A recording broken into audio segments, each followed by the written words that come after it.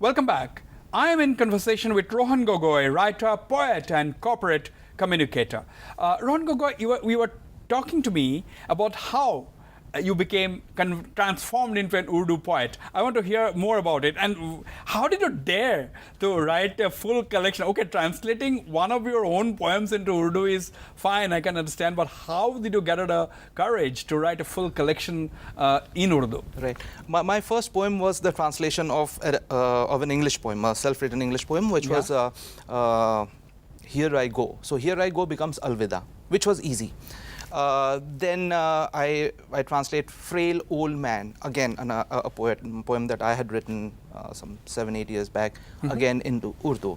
So this becomes Kaun Hai Ye Shakhs. So are they all translations, or have you attempted original pieces in Urdu? Yes, original. I would like to. These are basically, I mean, it's a sort of a sires, in a way. It's close to that. Yeah. But would you like to say a few lines of your most favorite Urdu poem? Well, I'd love to hear that from you. Well, I'll start with something. You say that, and later you translate. Sure. Yeah. Come on. गम नहीं गर तुम मुझे, गम नहीं गर तुम मुझे शायर कहने से इनकार करो, बेशक मेरी शायरी को तुम नाकाम कोशिशों का अंजाम कहो। वाह।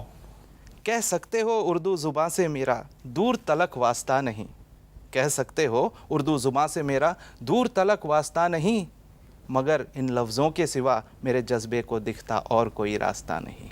Wow, I mean, this is something amazing coming from an Assamese. I'd like it. Come on, why don't you translate it for my viewers now? Oh, in short. Yeah, I mean, I don't mind if you don't consider me an Urdu poet. You can say that Urdu is an alien language to me, but that's. But see, like as kids, we used to all have Hindi as our one of our subjects. Yeah. Right? Yeah. In the madrasas across Assam or anywhere in the country, you have Arabic as one of your subjects, or even Urdu. Yeah. But you never had any of these very even close to that, I'm sure. I did study Hindi in school, but again, Urdu is it's a different ball game. Little more complex compared to Hindi, because you get to hear a lot of Hindi all around. But it's a very nuanced kind of a language. Absolutely. And I developed the taste because of probably the ghazals I used to listen to as a child. I mean, it's kind of rare, at least in those days. Yeah. Now, tell me about what kind of a reviews has your Urdu, collection received, particularly in the Urdu speaking places like in central and northern India. Yeah. I have recited my poems even to Urdu Academy members in Mumbai. They were pretty appreciative. Were they taking you seriously? Initially, no.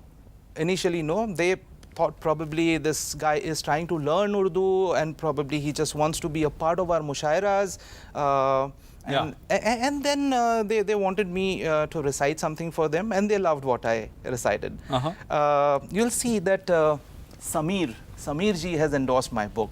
Samir is the lyricist, from the 90s and a Guinness Book of Records holder. He has penned the maximum number of songs in Hindi and Urdu. Now, Samir ji was very impressed. He told me that my poems really touch his heart. That he really thinks that my poems explore the depths of human life.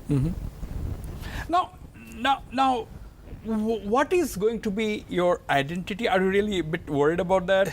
You are, by profession, you are a corporate communications head in a particular company. Yeah. You are based in Pune.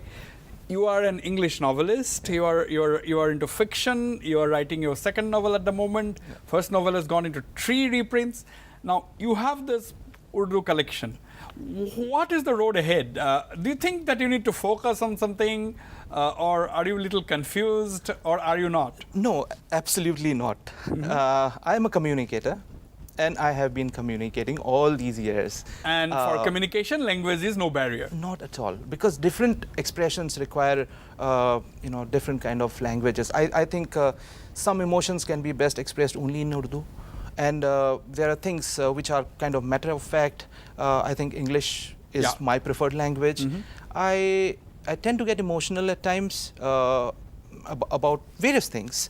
And then I also write in Assamese. I have already penned around a couple of dozens of Assamese songs. Assamese songs. Yeah. Mm-hmm. And one of my favorite pastimes is to translate Bollywood classics into Assamese. Say Alag Jagale or Ajeeb Dasta Hai Ye. Mm-hmm. Has anybody sung your songs?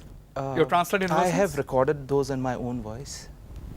I do a bit of singing as well. Oh, you do a bit of singing as well. Oh, here is this multifarious personality sitting right in front of me. I mean, it's good that you are my guest this evening, and I think it'll be interesting.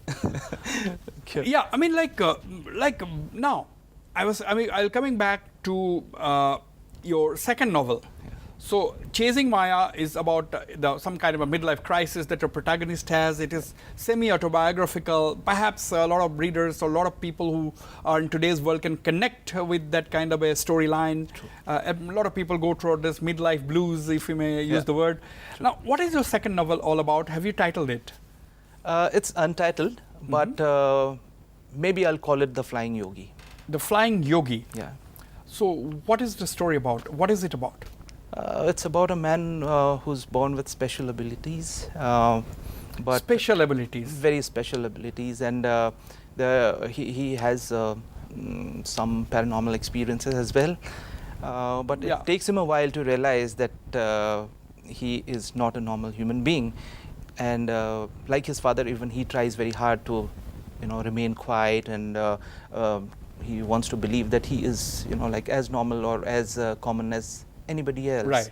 But there are certain things, like certain instances which really compel him to believe that he is different. Absolutely. On that note, we'll go for another short break. Stay on. We'll be right back.